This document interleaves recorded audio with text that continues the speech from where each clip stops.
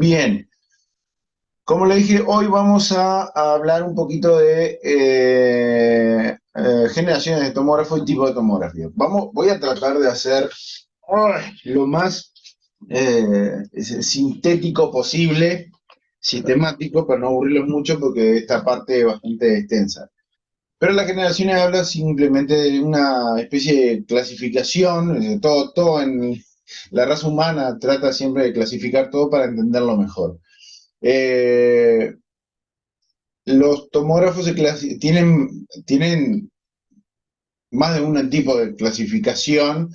Yo lo que hice en sí es tratar de reunir las características propias y comunes de muchos y ponerlos en un grupo y otros en otros. Entonces, básicamente lo podemos clasificar de la manera como les puse acá en el esquema. ¿Está? Eh, si tomamos en cuenta el tema de cantidad de detectores, barrido y tipo de movimiento que tienen el tubo detector dentro de un tomógrafo, podemos clasificarlo en helicoidales, en axiales o secuenciales y en axiales y helicoidales, porque estamos hablando de que la tecnología axial era la que es de inicio, la que surgió de inicio. Luego, lo helicoidal se sucedió. Entonces, hoy en día cualquier tomógrafo que hace que genera un volumen de imágenes de forma, con una obtención de forma helicoidal, también lo pueden hacer de forma axial, solamente cambiando la configuración o cambiando en el protocolo o en el grupo que estamos utilizando, que en vez de sea la adquisición helicoidal, sea axial, nada más que eso. Tiene su ventaja ser racial y tiene su ventaja ser la adquisición de forma de liquidez. Pero bueno, básicamente los axiales y secuenciales se sucedieron antes de los que son helicoidales hoy en día y axiales también, de los años 70 para atrás, aproximadamente. ¿Tá? Ahí podemos encontrar de primera, segunda, tercera, cuarta, quinta, hasta de sexta generación. Los que se usaron ampliamente en el mercado son los de tercera generación, ¿tá? Y lo que siempre se usaron. Obviamente que hoy en día, si tomamos en cuenta el tipo de movimiento, um, y la relación de cómo están relacionados los detectores con el movimiento y cómo es el barrido, bueno, también podemos decir que muchos helicoidales son de tercera generación también, porque convengamos que es una rotación del tubo detector, de un tubo y un detector alrededor del paciente. ¿Tá? No lo hace en forma axial, lo hace también en forma helicoidal, sí, está, bárbaro, no son de terceras generaciones puras, pero si le buscamos la vuelta, también lo podemos clasificar como un helicoidal. Hoy en día, cualquier helicoidal que ande en la vuelta, como de tercera generación, porque los de tercera generación justamente son aquellos que el tubo detector gira alrededor del paciente con un abanico, ¿tá? Por definición. Si lo hace en forma axial o helicoidal, ahí está la diferencia. ¿Tá? Me refiero a axial, a toda adquisición donde con cada giro de tubo detector la camilla está inmóvil. Entonces eso significaría con cada scan un slide. Vuelve a moverse la camilla a una segunda posición, hace otro giro. Vuelve y hace otro giro. Esos son axiales o secuenciales. El movimiento de adquisición helicoidal es un movimiento en el cual la camilla lo hace en forma continua, con el giro del tubo detector.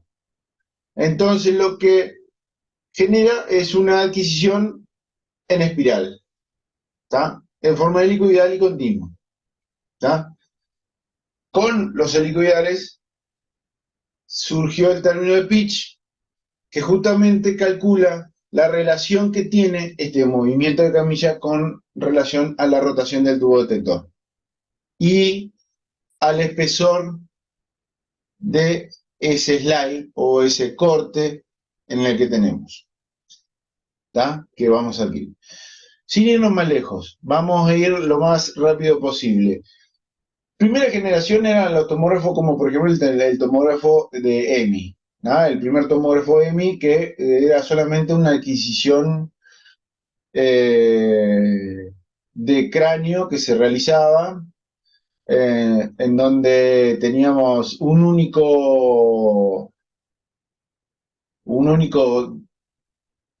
generador de haz de electrones puntual, aparte no era un haz en abanico, simplemente llevaba un haz muy puntual, lineal, de fotón X, que impactaba sobre un único detector. Y esto lo hacía de un extremo a otro del eje. Luego rotaba un grado, hacía toda la adquisición, es decir, tiraba todos los disparos necesarios para completar todo el espesor y rotaba otro grado. Y así sucesivamente, por eso era de traslación, porque había una traslación del tubo detector y luego otra traslación en un grado del tubo detector. Entonces se le llamaba, perdón, de traslación-rotación, porque había una traslación del tubo detector y una rotación a un grado. Esos son los de primera generación. ¿Ah? Entonces, como dice acá, un solo detector, un solo tubo, 60 muestras que se tomaban y luego rotaba un grado. Y así a los 360 grados. Para un slide sola. Para un slide solo. Hace puntuales, matrices chicas. La exploración, 24 horas podía llegar a demorar. ¿Ya? De todo un sector. Era mucho tiempo. Los de segunda generación son lo que se llaman de traslación, rotación, pero con múltiples detectores. Son iguales que los de primera generación, lo único que hicieron, bueno, le agregamos un poquito más de detectores. Y el tubo estaba hecho para que generara una escena abanico. ¿Tá? ¿Para qué? Para que cubriera toda la distancia, todo el espesor, o básicamente toda la matriz de detectores. El haz seguía siendo pulsátil, pero en abanico, que cubría unos 3 a 10 grados aproximadamente. Ya esto redujo considerablemente los tiempos a 2 minutos.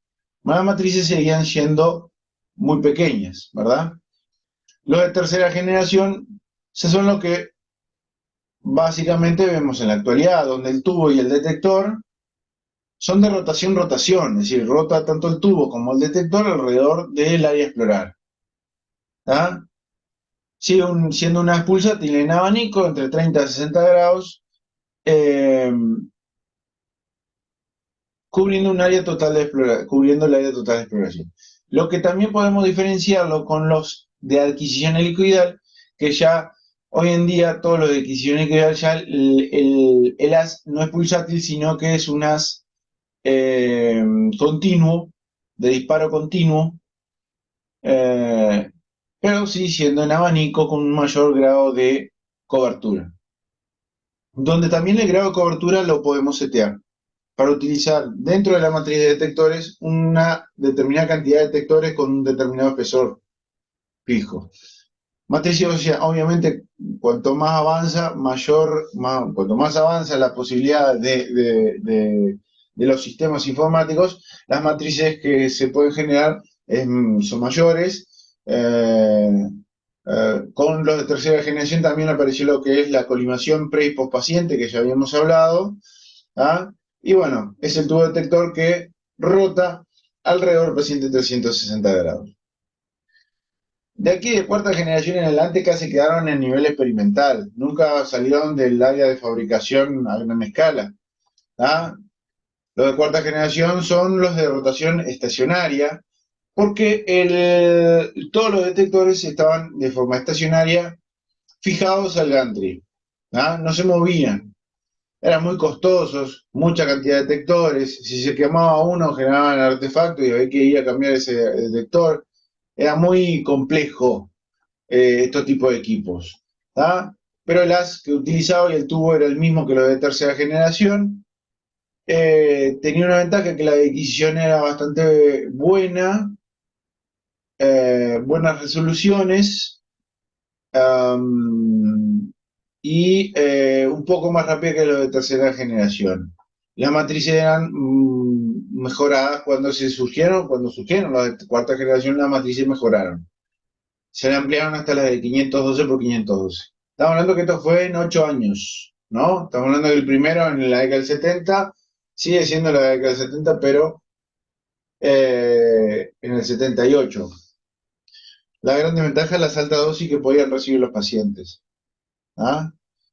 Los de quinta generación son las estacionarias estacionarias, y se imaginan entonces cómo viene el flujo de información, ¿no? Si es estacionaria estacionaria, debe ser porque los tubos y los detectores están de forma estacionaria. Múltiples fuentes fijas que no se mueven y también los detectores fijos que no se mueven. En abanico, matrices mucho más grandes, eran muy rápidos pero muy costosos. ¿Tá? Esas son ventajas y subventajas. Los de sexta generación son lo que le llamaban los tomógrafos ultra rápidos, ¿ah? O algo así.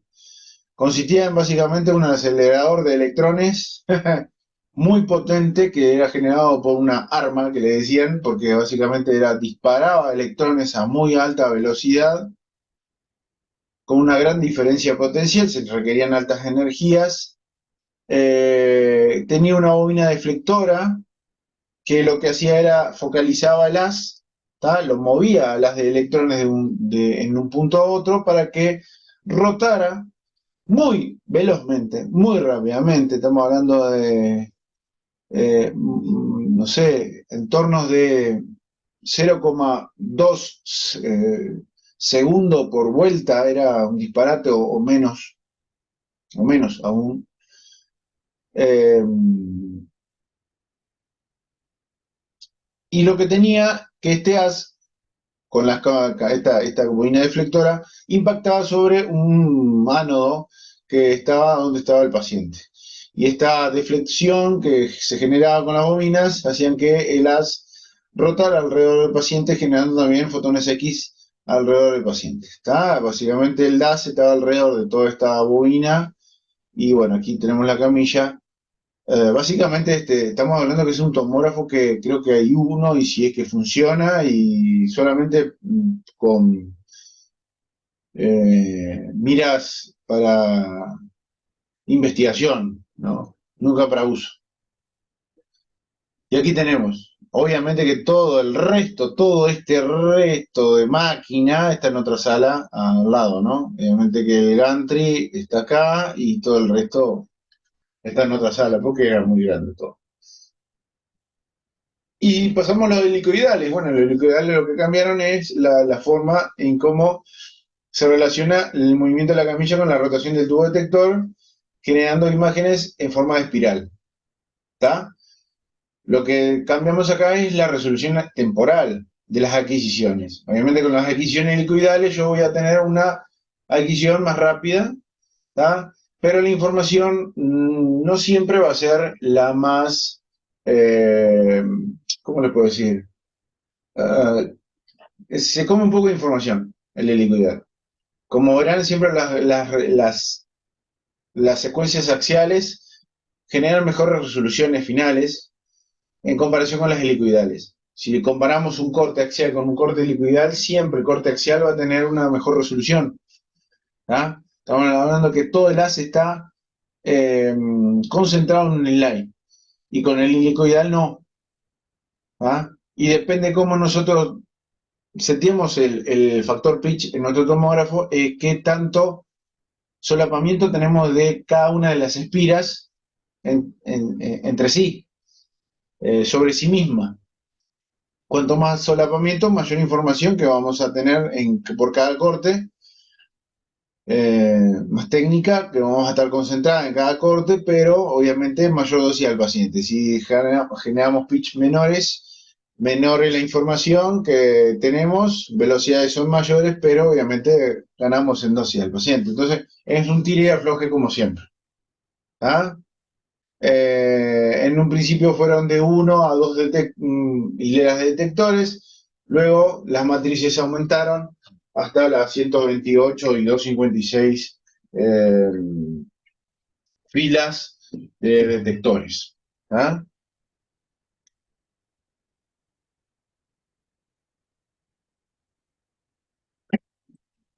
Y bueno, esto simplemente para que lo tengan.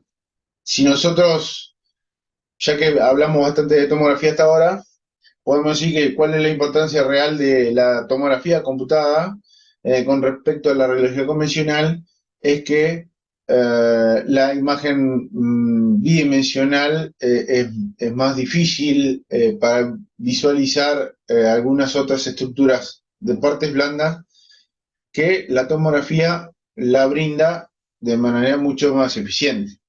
¿Ah? Eh, y el hecho de poder con la tomografía cuantificar la densidad de un determinado órgano nos ayuda a reconocer qué es lo que estamos viendo y de qué se trata. Y para el diagnóstico es fundamental. Entonces vamos a ir a un esquemita más amplio donde nosotros tenemos las clasificaciones y los tipos. Este fue el que le hice yo. Básicamente tenemos los axiales y secuenciales puros que van desde la primera a la sexta generación, dependiendo su giro, barrido y tipo de movimiento. Los helicoidales, ¿tá?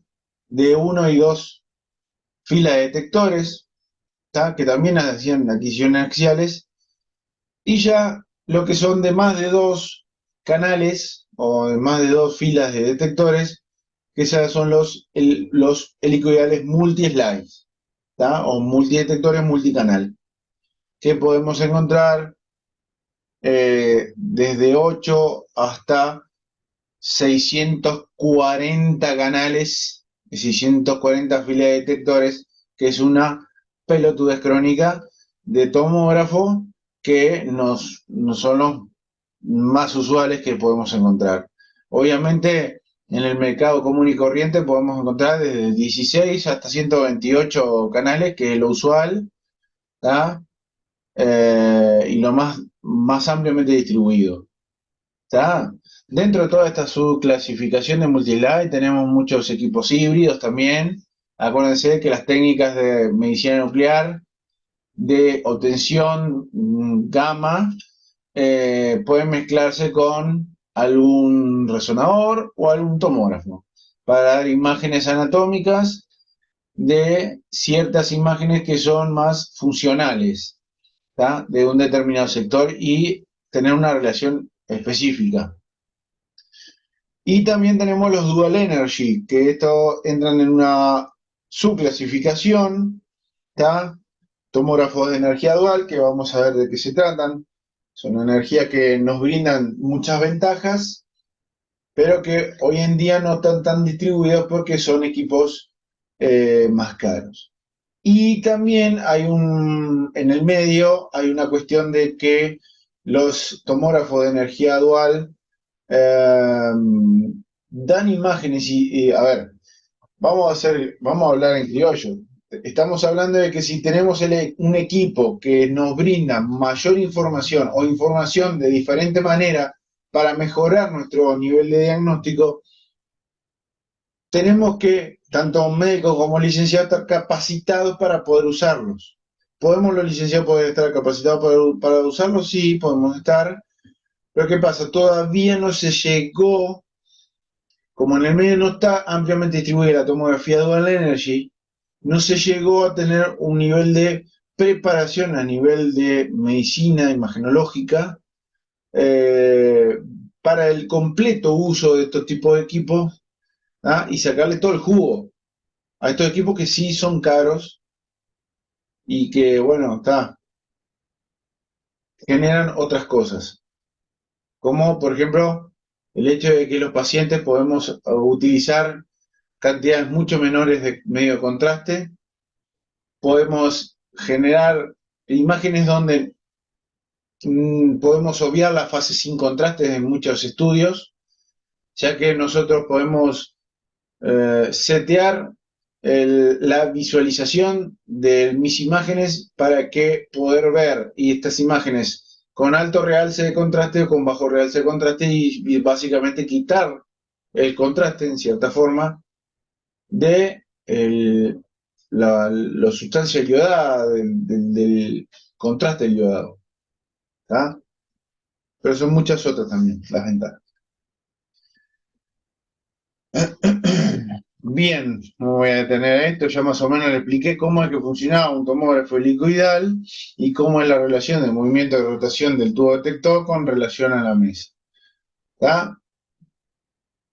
Ventajas del helicoidal, bueno, nos permitirá obtener imágenes axiales convencionales y helicoidales, como ya les dije, permite realizar reconstrucciones bidimensionales en planos diferentes. Estos tomógrafos helicoidales nos permiten tener un mejor isotropismo de los voxeles, ¿tá? Es decir, el píxel, pero con profundidad,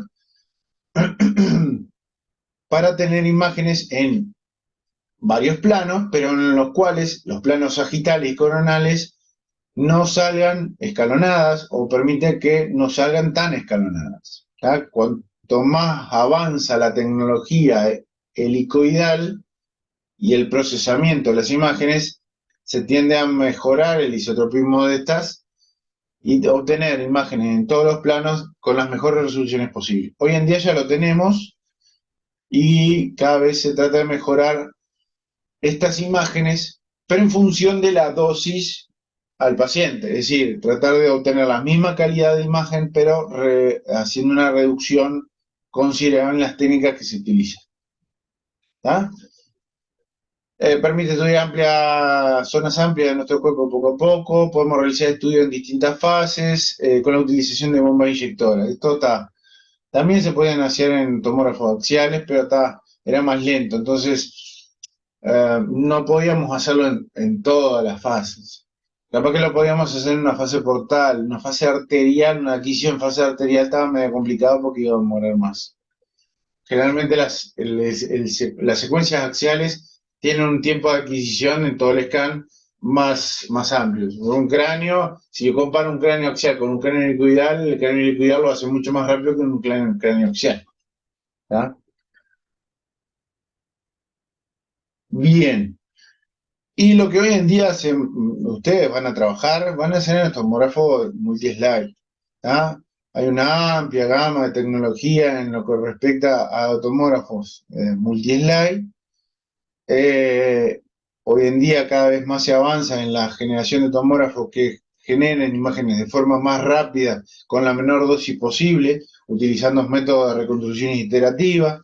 Estas imágenes nos muestran básicamente un tomógrafo de, no sé, 256 filas de detectores. La banana de detectores es pelotudísima. Estamos hablando que estos tipos de tomógrafos no solamente nos entregan una resolución espacial y temporal altísima, sino que para los estudios cardíacos y coronarios son fundamentales, ya que podemos obtener en una única vuelta de mi tubo detector, es decir, en 0,3 segundos, la adquisición de todo el corazón, las coronarias, hasta los vasos, grandes vasos, es decir, en una única vuelta. Ya que estos detectores, si son, hagan las cuentas, un tomógrafo de 256 filas de detectores, en el cual cada fila de detectores es de 0,6, básicamente casi 1 milímetro, eh,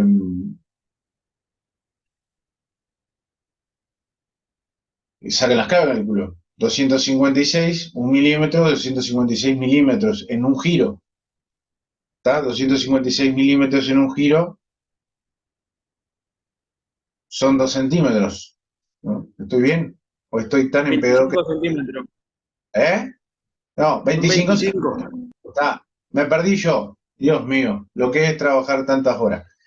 Entonces, imagínense, en una vuelta yo tengo 25 centímetros de adquisición. Ya cubrí todo el corazón. Estos El cora- tomógrafos son usuales encontrarlos en los centros de acá de Uruguay. a ver, yo que tengo la información que tengo yo es, es que no hay de 256. En realidad, en el Uruguay, hasta donde yo sé, ¿no? Capaz que hace poco pusieron alguno en algún lado y yo no me enteré.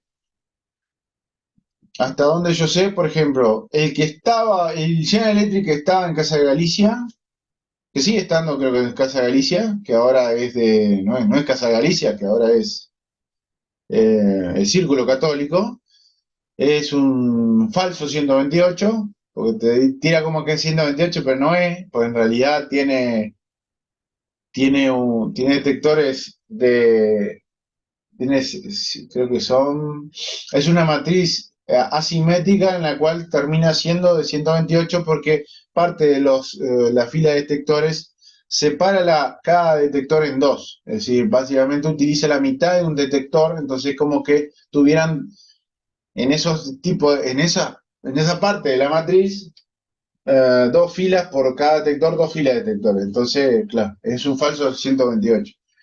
Eh, es como el de clínicas era un falso 64, porque en realidad tenía 40 filas de detectores. ¿Tá? Lo que pasa que él básicamente creo que era de los 40 de la matriz de 40, él utilizaba 12 y 12 de los extremos, en los cuales tenía un Z-sampling, un Z-sharp que le decía el Siemens, que utilizaba la mitad de la fila del detector, algo así. Yo no soy ingeniero, eso ya más bien pregúntale a un ingeniero, pero básicamente era así. Hasta ahí. Después son todos de 64 o de 16. Más no. Camu ahora está metiendo unos tomógrafos, unos resonadores nuevos. No son de 256. Y no creo que sean más de 128. Es más, te digo, creo que es uno de 64 y uno de 16. Creo que está metiendo dos nuevos. Los que estaban arriba, creo que era uno de 64 y uno de 16. En la médica es igual. Tienen uno de 64 y uno de 16 porque creo que el número es lo ideal. Tener uno de 64 para hacer todo lo coronario y de cardio. Y después tener uno de 16 para darle palo, para todo lo común. Creo que es más o menos así. Después no, en el interior los tomógrafos que hay son entre 16 y 64. Están ahí. Y bueno, con el multi-slide ya les dije, lo que viene es el temita de el factor pitch. El factor pitch básicamente es la relación de avance de camilla con respecto a eh, el giro del tubo detector. Y cuanto más bajo es el pitch, mayor es la información, porque tengo más solapamiento, más overlapping, y pero claro, los tiempos son mayores, los tiempos de adquisición son mayores y la dosis del paciente es mayor. Entonces hay cosas que lo pones en ventaja, es decir, imágenes mejores, con mayor información, pero temporalmente más demoronas y mayor dosis del paciente. Contrario pasa tenemos factores de pitch más altos. Cuanto más alto, el menor overlap, menos solapamiento y lo que tengo es menor información, va a tener que haber un recalculando entre medio de cada, si lo pasamos mucho del valor uno, las espiras de cada adquisición entre medio tenemos que rellenar. Una pregunta, Ese, Carlos. ¿cómo? Una pregunta. ¿Para qué se Sí, utilizaría un factor pitch menor a 1 si en el uno no se pierde nada de información? para tener mayor detalle. Hay estructuras que por más que vos tengas en factor pitch 1, vos no las ves bien o las podés perder. Porque vos lo que estás Gracias. generando es que con cada vuelta, al pasar una vez y media, es como que das mayor información para la cuantificación y la codificación. Le das más veracidad a el punto. Le estás diciendo al tomógrafo, básicamente con esa información, vos le estás dando la posibilidad al tomógrafo de darte un píxel que realmente sea con esa densidad y no con otra. Entonces, con uno, ni es muy real ni es muy mentiroso. Es así. Es lo ideal. Porque no te miente mucho, pero tampoco es muy real. Ahora, con 1.5, y va a tener que hacer mucho cálculo el tomógrafo para tapar los agujeros. ¿Está? Vamos a decirlo así. Bien a lo criollo.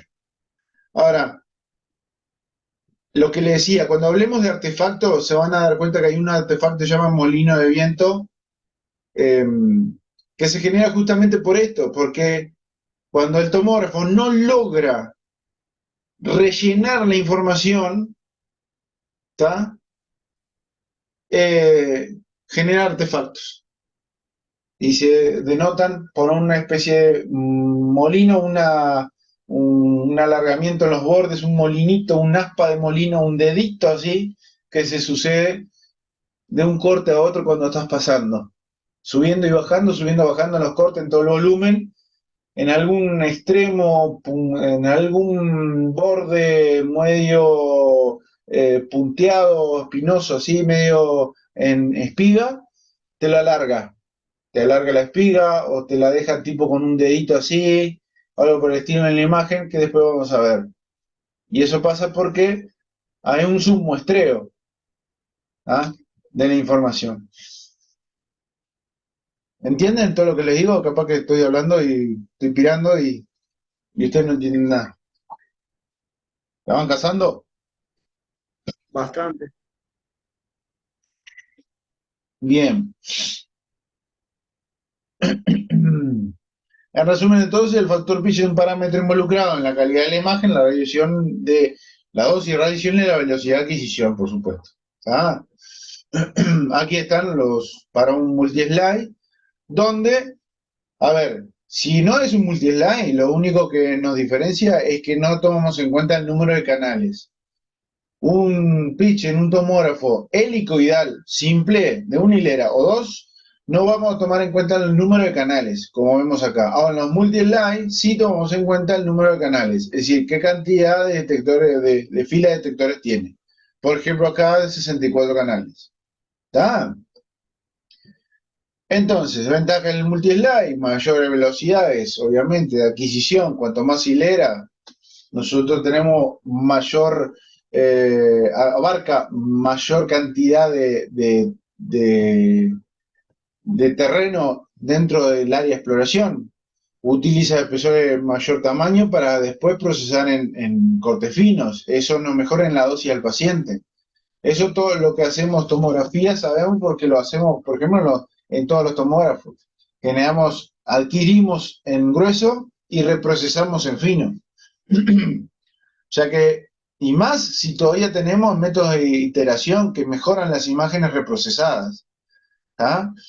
Nos brindan muy buenas imágenes adquiriéndolas con espesores gruesos, es decir, yo adquiero mis imágenes de 5 cada 5, de 5 milímetros cada 5 milímetros, un pedazote.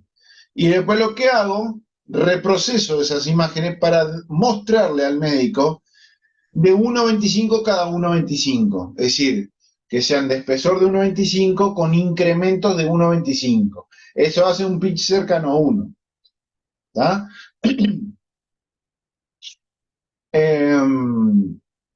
Bueno, las aplicaciones cardíacas, los multi-slide, obviamente de 64 para arriba.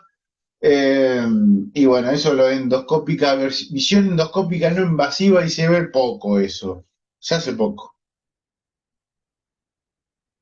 Otro tipo es lo que ya les dije, los tomógrafos híbridos, ¿está?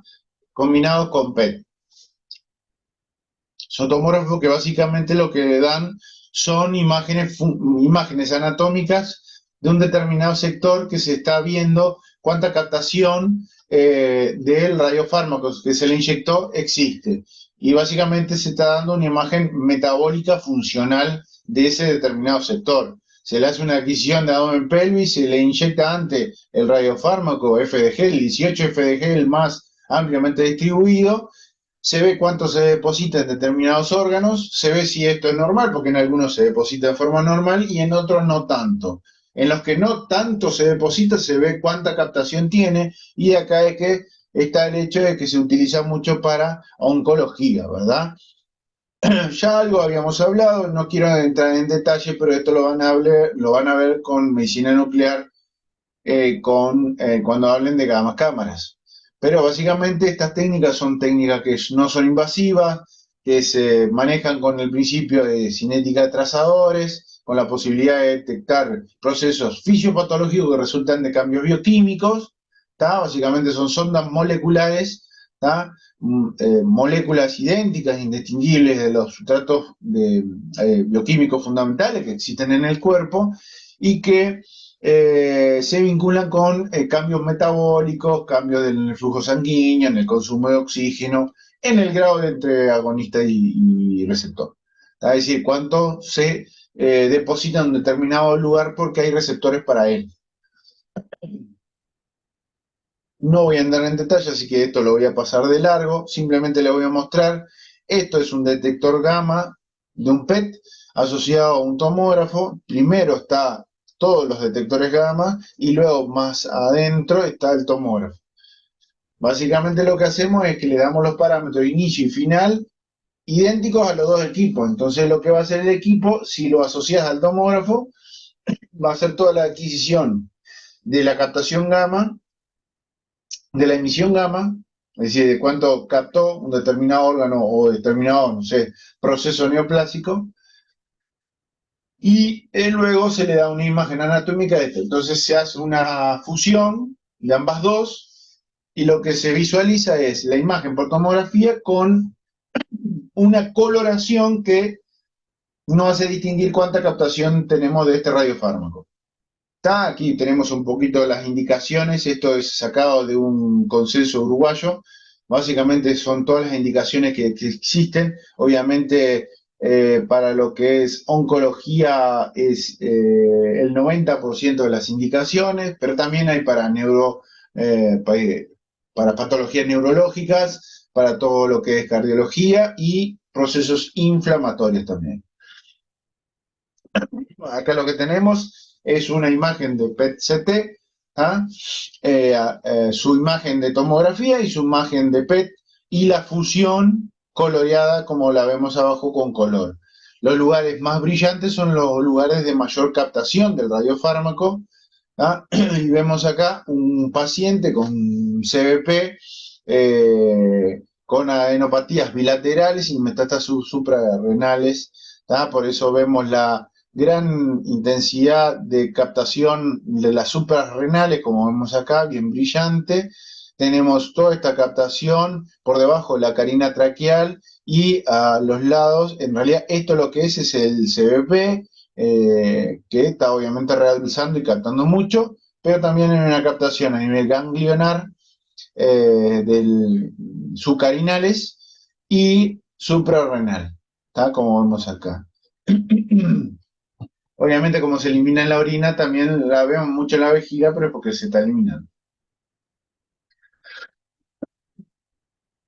Este otro caso el de abajo es un PET-CT y los de arriba son imagen por resonancia también asociadas a un PET, eh, para que tengamos más o menos la anatomía y cómo se ve en resonancia y cómo se ve con la fusión de la imagen, donde hay una hipercaptación en el vaso y una hipercaptación en el hígado y también en el sacrocoxis. ¿Tá? Esto es un hombre de 71 años con linfoma de Hodgkin que se estaba estadificando, tenía una lesión de vaso que es visible ahí por resonancia, ¿tá? y también por PET-CT. Esta es la tomografía asociada al PET con la fusión. ¿Tá? Obviamente también tiene el compromiso hepático que, como verán, no era detectable en la resonancia. Y de aquí está el kit de la cuestión de por qué se utilizan estas técnicas. Hay muchas cosas que no se ven ni hasta en la resonancia, pero con una técnica de medicina nuclear adecuada la podemos visualizar y vemos el compromiso hepático. ¿Ah? Bien. Pues si quieren alguna bibliografía, aquí les dejo algunas cosas para cerciorarse un poquito más o meterse un poquito más en lo que es PET-CT. Pero la ventaja obviamente es que nos permite estimar los focos de crecimiento celular normal en todo el organismo en un único estudio, ¿ah? En estos estudios híbridos. ¿Ah? Evaluar obviamente también la respuesta al tratamiento en supuestos controles a posterior de un determinado tratamiento eh, paliativo, que generalmente es en estos tipos de pacientes. ¿Está? Y ahora entramos en el Dual Energy. Denme un segundo que me están golpeando.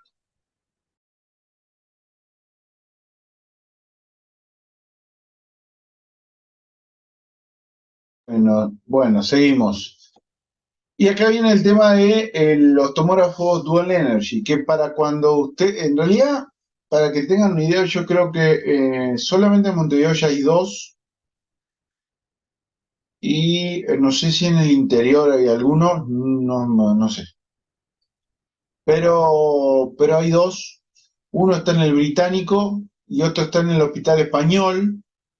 El de Británico está con todas las herramientas, se usa bastante bien, en el sentido de que se usa, a ver, convengamos que no se le saca todo el jugo que se podría, pero se utiliza. Y en el español hay uno que fue donado por MAPFRE, pero claro, tiene la tecnología para hacer Dual Energy, pero no tiene el software como para que se pueda utilizar como Dual Energy. Entonces, está medio complicado.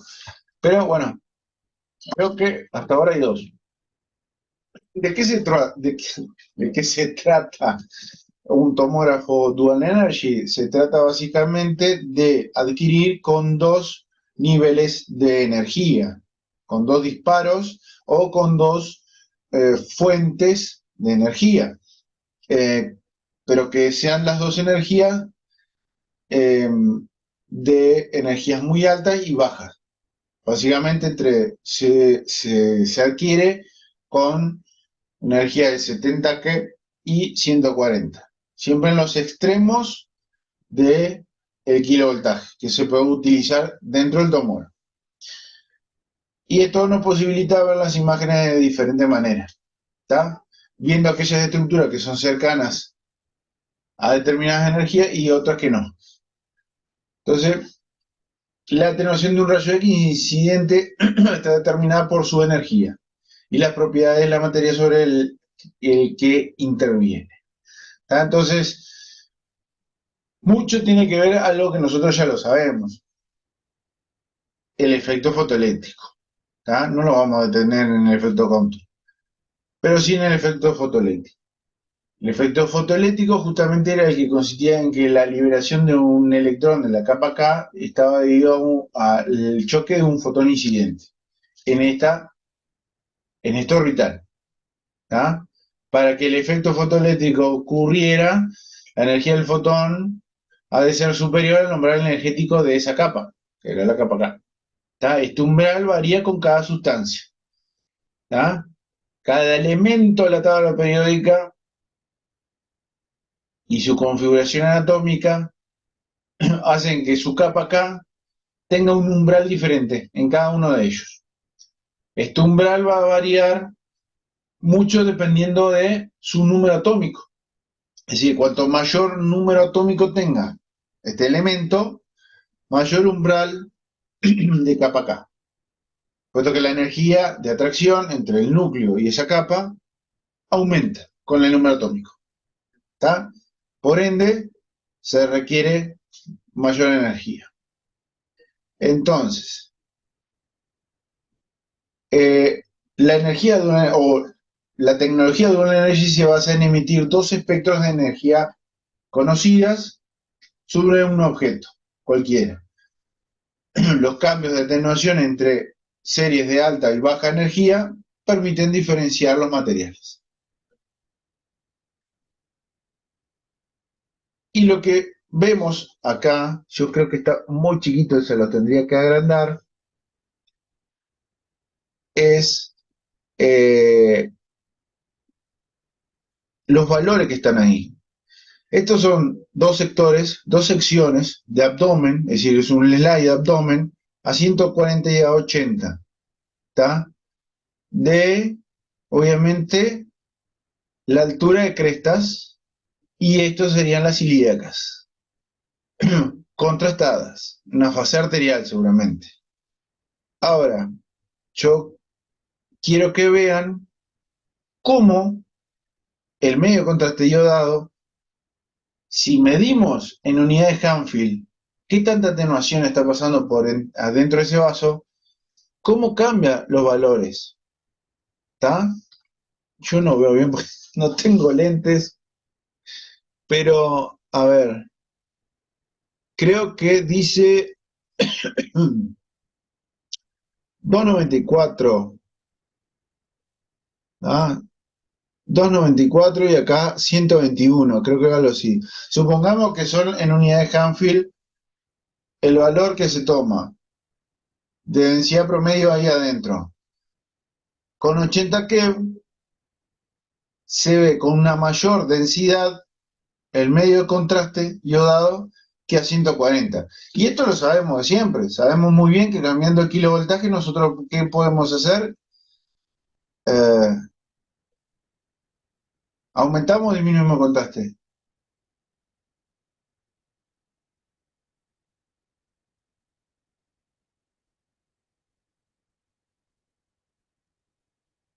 Se fueron todos.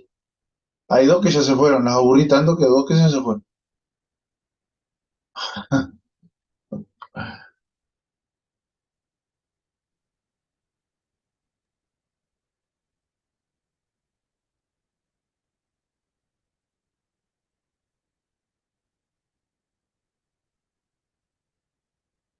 Bueno, ahí abajo Si dice la disminuimos atenuación el de... KB, ¿Cómo? si disminuimos el KB, aumentamos el contraste. No sé, le estoy preguntando a ustedes. Eso ya lo saben ustedes, ¿no? Radiología general. ¿Qué pasa si yo bajo la técnica? Solo manteniendo el miliamper bajo el KB. ¿Qué hago con el contraste? Aumenta, Bien. ¿no? Y te digo aquellas estructuras que son densas. Acá lo que estamos haciendo es comparando el hueso con respecto el hueso con respecto al yodo.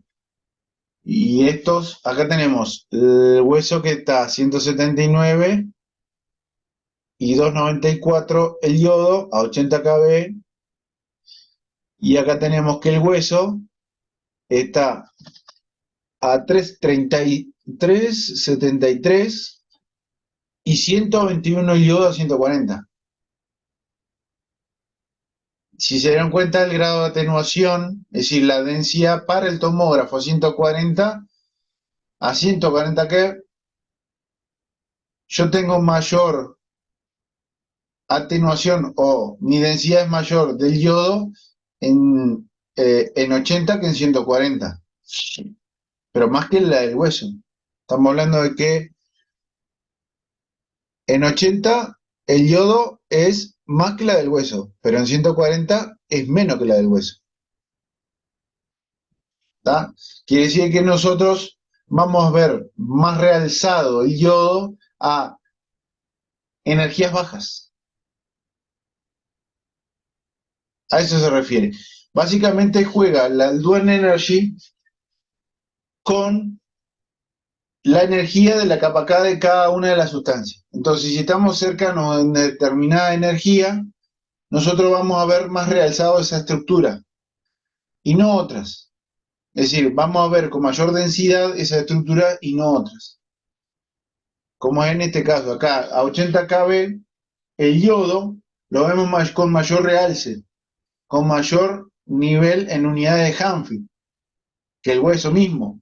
Pero a 140 ya el yodo tiene casi la mitad de valor en unidades de Hanfield que el hueso. Ahí en 140 ya el calcio, que es el que tiene el hueso, es más denso o se visualiza de manera más densa que el propio yodo. ¿Por qué? Porque la energía de liberación del electrón de la capa K del calcio está más cerca de 140 que de 80. De eso se trata. Mírenlo así. Aquí vamos a hablar un poquito de la dependencia del efecto fotoeléctrico y la variabilidad de los umbrales de la capa K y cómo contribuyen a la base de la técnica de energía dual.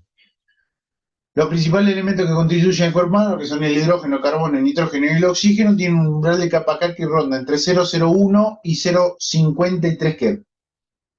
Y están en la tabla esta que les dejé acá. Saca el bullón. ¿Está? Que son obviamente muy alejadas de la energía que utiliza un tomógrafo, porque los tomógrafos tienen valores de kilovoltaje fijos que van de entre 70 a 140. Son 70, no, son 70, 100, 120, 140. ¿Está? Es así. 80, 100, 120, 140. Ahora el calcio, por ejemplo, y nítrico el yodo, tienen un umbral de capa K más proximal a estos valores. Al estar más cerca de 80, el efecto fotoeléctrico se apreciará mayor, de mayor manera que a 140. ¿Está? Vamos a mirar. El calcio tiene un número atómico de 20 y tiene 4.1 keV. ¿Está? El yodo tiene 53 número atómico y 33 keV para la energía de unión de los electrones en la capa K. Entonces, estos valores que están más cercanos a 80 van a visualizarse mejor con adquisiciones a 80 keV. ¿Me explico? Es porque su energía de liberación de electrones de la capa K está cercana a 80. Se correlaciona mucho, obviamente, con el número atómico, porque cuanto mayor energía, mayor es el número atómico. Vamos a un ejemplo para entenderlo mejor. Acá lo que tenemos son dos adquisiciones de una especie fantoma con partes blandas, pedazos de hueso y unos puntitos con yodo y hueso. ¿Está? Un nivel hidroaéreo y listo. Adquisición a 140 y a 80. ¿Está? Lo mismo que vimos anteriormente. El yodo en unidades de Hanfield da 425 a 80 keV, a 80 kilovoltaje de adquisición del tomógrafo. Y acá da a 140, 250. También baja la del hueso, pero baja considerablemente la del yodo, porque está muy lejos de 140 la energía de liberación de la capa K para el yodo. ¿Está? Por eso se ve así. Y tiene esta medición. ¿Está? Es por ello que al estudiar el yodo y el calcio, 80 y 140, obtenemos distintas atenuaciones, es decir, diferentes valores de unidad de Hanfield. Esta diferencia es mayor en el caso del yodo, puesto que al tener un umbral de capa K próximo a 80, que el calcio, más próximo a 80 que el calcio que se ve afectado por el efecto fotoeléctrico. Por lo tanto, la energía dual permite caracterizar, cuantificar o destacar distintos materiales estudiando su comportamiento a dos niveles de energía diferentes. Entonces, sabiendo diferentes tipos de materiales y la energía en la cual estos realzan más o menos, nosotros podemos estudiar de mejor manera estas estructuras y a veces hasta sacarlas. ¿Por qué le decía que las adquisiciones sin contraste ya no se hacen con estos Dual Energy? Porque nosotros, con la mitad de medio de contraste, nosotros podemos adquirir todo 80 kb y tener bien realzado el yodo, y podemos adquirir a 140 y tenemos básicamente el yodo opacificado. Cuando usamos la mitad de contraste, la mitad en cantidad de contraste. ¿Ah? En ese caso podemos obviar la fase sin contraste. No sé si me explico. Cualquier duda me dicen, por favor.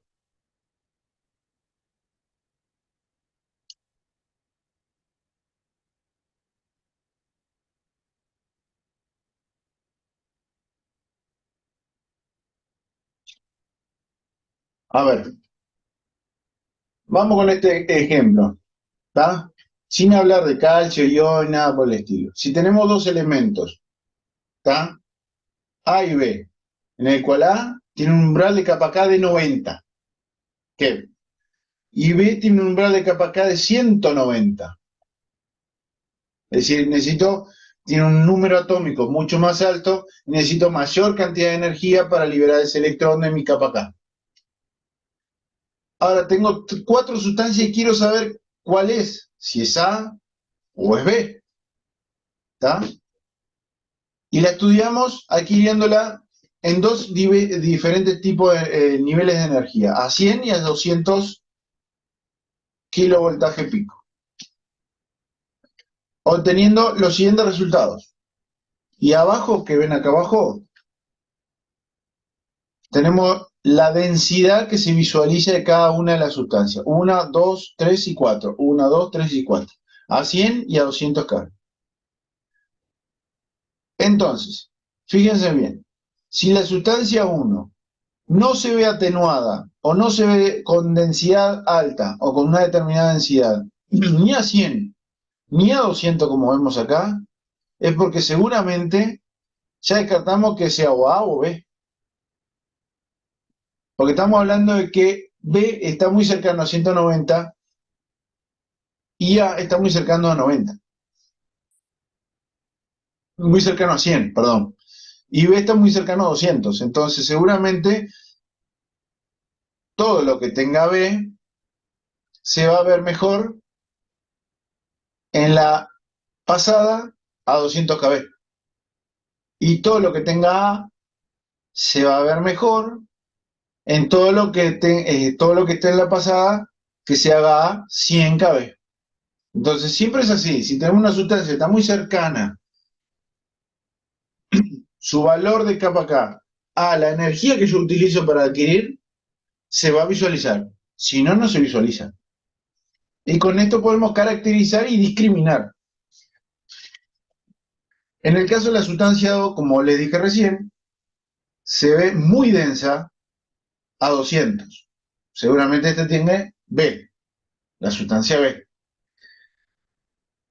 Y casi no se ve a 100 kb, en la adquisición de 100.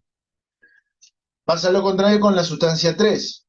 La sustancia 3 se ve muy densa a 100, pero casi no se ve a 200 kb de adquisición. Por ende, que podemos decir como conclusión que seguramente tiene la sustancia A, que tiene un umbral de capa K de 90 kb.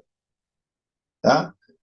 Ahora, 4, como lo vemos denso en 100 y en 200, lo que podemos decir que básicamente puede tener una cantidad similar de A y de B.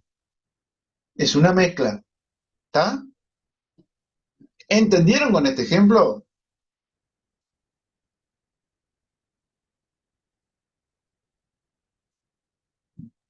Profe, ¿se anima a explicar de nuevo el último, el ejemplo número 4? ¿Cómo es que tendría parte de las dos o estaría a la mitad de la energía más o menos? Es una mezcla de las dos sustancias.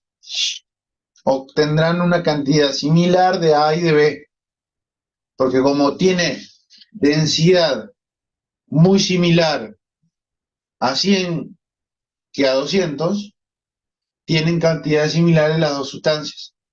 Porque sabemos que las dos sustancias, como sabemos las sustancias que básicamente desde el inicio sabemos que A y que B cada uno tienen un umbral de energía K determinada, nosotros sabiendo eso, por defecto, nosotros podemos caracterizar y saber qué es una cosa o qué es la otra, si se ve más en una energía o en otra. Como se ven las dos, decimos que tiene cantidades similares, es decir, como se ve, estamos hablando de que se ve con un nivel de densidad determinada en las dos, es por eso que llegamos a la conclusión que tiene cantidades similares de uno y de otro. ¿Entendiste ahora? Entiendo.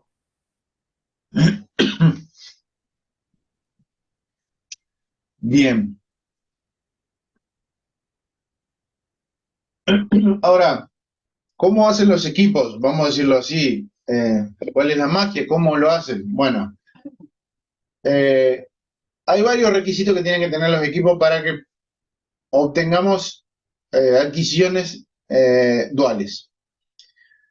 El tema está en la fuente de rayos X y el tema está en los detectores. Obviamente se necesita una fuente de rayos X que puede ser una fuente doble, es decir, dos fuentes de rayos X, es decir, dos tubos, ¿ah? O una única fuente que tenga un espectro policromático, que se le llama. ¿Ah? Es decir, que dispare unas doble, es decir, básicamente lo que hacen los equipos es disparar dentro del mismo milisegundo, básicamente, dos energías. Pic, pic, pic, pic, pic, pic. Mientras va girando, va disparando en cada punto, en cada sector, a 140 y a 80. 140 y 80. ¿Está? Básicamente es así. Es muy complejo la tecnología, es mucho más el desgaste de los equipos, por eso tienen más complejidad. Y hay una cuestión con los detectores, que los detectores tienen que ser muy rápidos, porque tienen que guardar la información, porque ahora vamos a ver que el detector, tipos de detectores para estos equipos, o la disposición de los detectores es diferente, pero tienen que ser muy rápidos en borrar la información de a 80 y meter la información de 140. Borrar 140 y meterla de 80, y así sucesivamente. Setear constantemente el disparo que te le está llegando.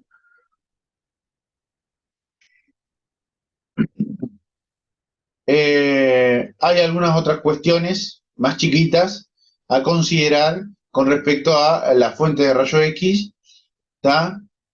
Que es el tema del espectro energético policromático de estos equipos de fuentes únicas, donde es deseable que no exista casi superposición entre ambos espectros, es decir, que los espectros sean similares pero diferentes a la vez, y acá tenemos un espectro combinado policromático de estos equipos de dos disparos para 80 y 140, que verán que tienen sus espigas fundamentales para la generación, que ya sabemos, ya lo conocemos de física radiológica, pero verán que cada uno y otro son diferentes a la vez. ¿Está? Con respecto al tema del detector, bueno, obviamente que tiene que ser capaz de diferenciar la aportación energética diferencial. Es decir, que sepa reconocer la energía 80 y 140. Y bueno, las soluciones son o dos fuentes independientes de rayos con sus bananas de detectores independientes, lectura de los datos en diferentes puntos temporales, o un detector que se llama ensándwich, que tiene una diferente sensibilidad espectral, que se le llama, ya que recibe una única energía, pero el detector por sí solo hace la diferenciación de los haces a 80 y de 140 Y en esta pila, en este sándwich, los detectores que están más en la profundidad detectan los de mayor energía y los que están más superficiales los de menor energía.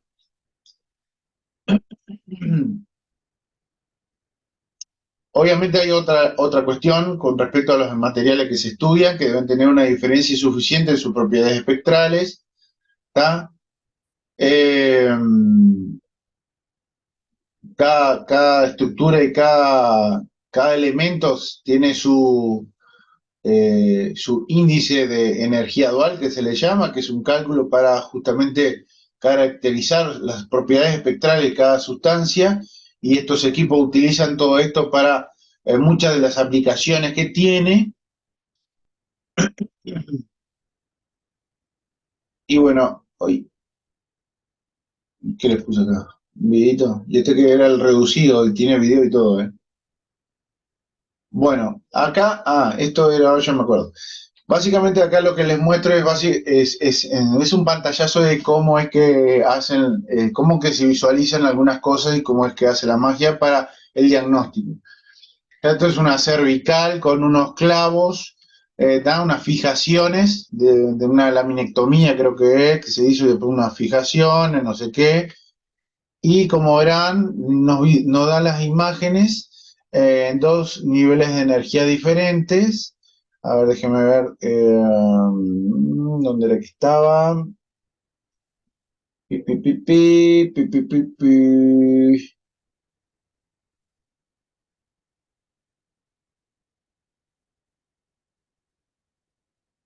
Ah, ahí va, Kevin 140 son los de abajo.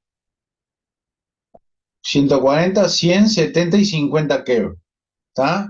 Y estas barritas que ven acá, básicamente no corren el mismo live y nos superpone básicamente la imagen que nosotros obtendríamos a mayor o menor energía, como verán. Todo por software, ¿no? Y como ven, como mucho del ruido que se genera por el artefacto, por endurecimiento de las que tenemos por las mismas estructuras metálicas, las podemos sacar solamente corriendo mi espectro energético y visualizándola con otro nivel de energía. ¿Ah? Este es un abdomen pelvis que se está haciendo una caracterización. Acá lo que ve nos muestra las tres imágenes. La imagen por sí sola de la adquisición de abdomen pelvis contrastado en tiempo portal. Aquí vemos el abdomen pelvis, pero sin el contraste iodado. Básicamente por software lo quita literalmente. Por eso les dije, podemos obviar una pasada sin contraste directo. La diferenciación de diferentes estructuras con sus espectros, ¿ah? Y el rango espectral de lo que nosotros vayamos señalando en la estructura.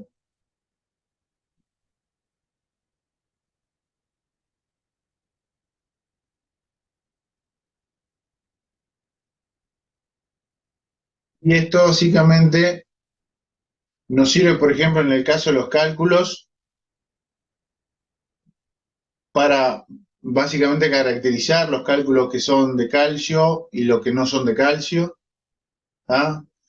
Muchos cálculos no son de calcio y no se ven densificados y está el uréter dilatado y no se visualiza. Con una única adquisición podemos quitar aquello que no nos sirve y simplemente visualizar lo que nos sirve.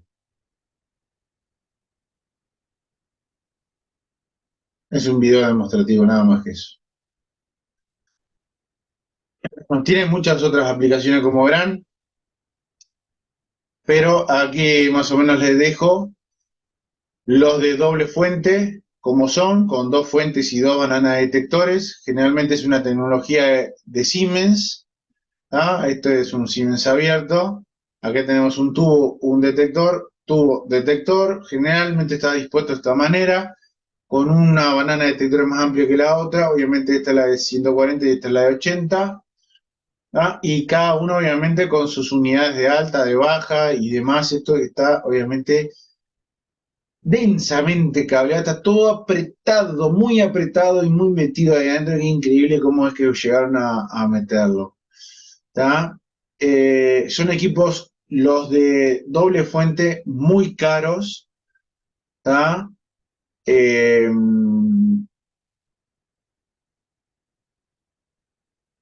tiene, bueno, la ventaja principal de este método es que la corriente de cada tubo puede establecerse independientemente para obtener cantidades similares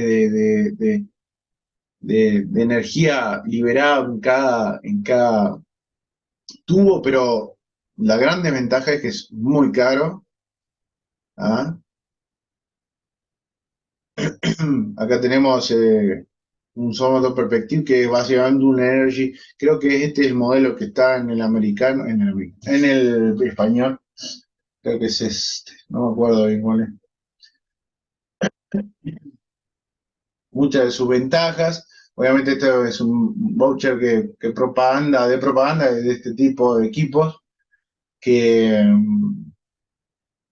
hablan de una reducción de energía utilizada de hasta el 50%, una dosis administrada del 60% menos, pero esto porque tiene métodos de iteración asociados como el Zafir y muchas otras ventajas. ¿Ah? Después los de cambio rápido de voltaje son esos equipos que le dije que el mismo tubo genera dos energías con un espectro policromático. ¿Tá? Aquí tenemos el espectro, diferente entre sí, pero muy similar a la vez, con energías dobles, es decir, 180 y 140, pero con una única banana detector. En el caso del espacio físico, en estos casos no están, no ocupan tanto, porque en realidad, dentro del mismo gadget me refiero, ¿no? Es el mismo tubo y es un detector especial que lo que hace es tener la tecnología necesaria como para borrar entre una data y otra. Obviamente la adquisición es un poco más lenta que en un helicoidal simple, pero es un pulsado que cambia de 80 a 140 constantemente a medida que va girando. Y el detector en capa básicamente son como lo ven en el esquema, un sándwich de detectores donde algunos captan de mayor energía, los más profundos, y los de menor energía, los que están más superficiales. Pero con un único tubo que no dispara doble, es un único disparo. ¿Tá? Eh, Básicamente son de selenio de zinc eh, o yoduro de cesio en la capa superior y de oxisulfuro de gadolinio en la capa inferior, que es esto que ven acá. Oxisulfuro de gadolinio y selenio de zinc o yoduro de cesio en la capa más superficial. Algunas aplicaciones de energía dual, bueno, son varias. Muchas son ellas. En el medio que se usen todas, y bueno, eso está a discusión, pero son muchas. En lo que es cabeza y cuello, eh, básicamente el tema de la angiografía directa, eh, gracias al diferente comportamiento que tiene el calcio y el yodo, se puede sustraer el calcio en la imagen resultante y eso ayuda mucho para las angio. El tema de la extracción ósea y dejar solamente todo el árbol vascular es fundamental para el estudio angiográfico, aunque pueden igual persistir algunos artefactos todavía porque la tecnología sí sigue desarrollando. Es importantísimo en el uso en la aplicación para la angiografía.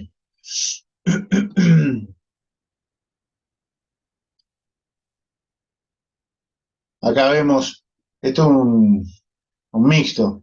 Arterio venoso, esto es una angiografía arteriovenosa mixta, obviamente, porque se ven todos los senos sagitales y todo, esto es porque es bastante mixto, pero el mismo software te facilita la posibilidad de colocar con una determinada coloración lo arterial de lo venoso.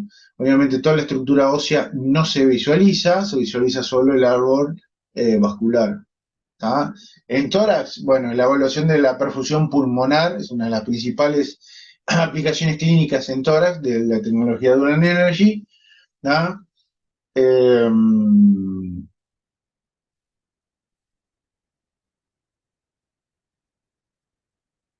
el tema de, yo estoy tratando de resumir todo porque ahí no, para que no se les vaya al carajo, pero el hecho de la evaluación de la ventilación pulmonar, ¿tá? En algunos casos, con la utilización de xenón eh, como material de contraste. El tema del análisis de nódulos pulmonares para distinguir mejor entre las calcificaciones y la captación de yodo. Eh, el tema de la perfusión miocárdica también se usa para eso. No, no es una cosa que se utilice en el medio, más bien se utilizan otras modalidades para el tema de la perfusión miocárdica, como los estudios de PCT, pero se está viendo que se pueden hacer muchos estudios de perfusión miocárdica con estos tipos de tomógrafos. Lo que pasa es que los PCT, capaz que es menos, yo no sé si diría es invasivo, sino que no utiliza tanta radiación. En realidad, lo que tenemos es solamente la liberación gamma. El tema de la perfusión miocárdica en estos tomógrafos es como ventaja el poder detectar o poder tener o poder hacer en realidad todo un estudio de perfusión miocárdica a la vez que vos también podés hacer una angiografía coronaria en el mismo estudio, ¿tá? Y no tener la necesidad del paciente mandarlo a hacer un PCT y después mandarlo a un tomógrafo que pueda hacer un estudio angiográfico de arterias coronarias, y que son dos cosas. En estos equipos puede hacer todo en uno, ¿tá? Con software, con equipo, si lo tiene, el equipo puede estudiar las coronarias y a la vez hacer un estudio de perfusión. Ve qué tan estenosadas están las coronarias y ve qué tanto miocardio está comprometido. A eso me refiero. Con el mismo estudio en tórax. En abdomen, bueno, el tema de la sin contraste virtual que yo ya les dije, eso es fundamental. Liberamos el tema de que se genere una pasada previa antes de la inyección de medio contraste. Y el ahorro de dosis al paciente, que eso es bastante relativo porque no se olviden que algún equipo como los Siemens tiene dos fuentes de energía, ¿tá? Que básicamente son aplicadas al paciente, ¿tá? La diferenciación de los cálculos de calcio y de ácido úrico, el tema de la caracterización de los, de los cálculos renales, eh, obviamente debido también al diferente comportamiento espectral, es fundamental en estos equipos y es lo que más se utiliza. Y aquí tenemos algunas cositas, algunos ejemplos en riñón y un cálculo caracterizado en el uréter derecho de este paciente. En la oscuridad de extremidades, bueno, el tema de distinguir bien lo que es una placa de un contraste iodado, eso es fundamental. Y el tema de distinguir bien qué es una calcificación de un depósito de ácido úrico también es fundamental en estos equipos, que lo podés caracterizar y diferenciar muy bien. Bien, chicos, hemos terminado. Dudas, deben ser muchas.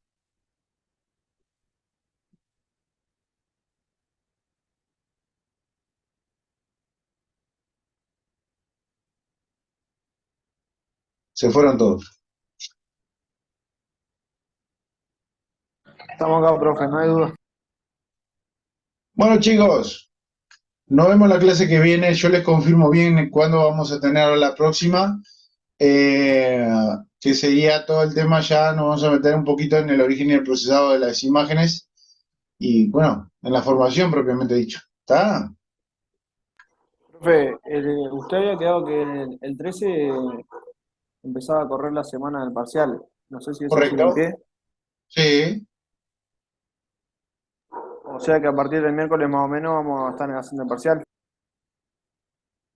correcto. Y hasta lo de hoy. Impecable. ¿Estamos? Nos vemos. Hasta luego, que pasen lindo.